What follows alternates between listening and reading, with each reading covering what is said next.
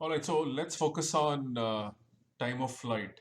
The total time for the projectile to, have this parabolic shape till the time it lands on the ground again is called the time of flight. Now, the whole focus in the derivation of time of flight is on y-axis motion. So you can see, what we use is the fact that at the highest point, the velocity in y-axis becomes zero.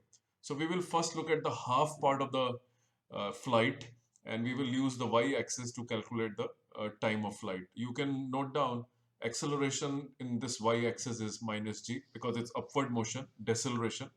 And then your initial velocity is u sine theta because it's y-axis. And then at the highest point, your velocity becomes zero in y-axis.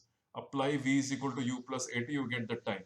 Now this time is actually half the flight, and therefore if you multiply it with 2, you get the full flight. This is from symmetry considerations, that the time it takes to reach the highest point is same as the time it takes to reach the ground from the highest point.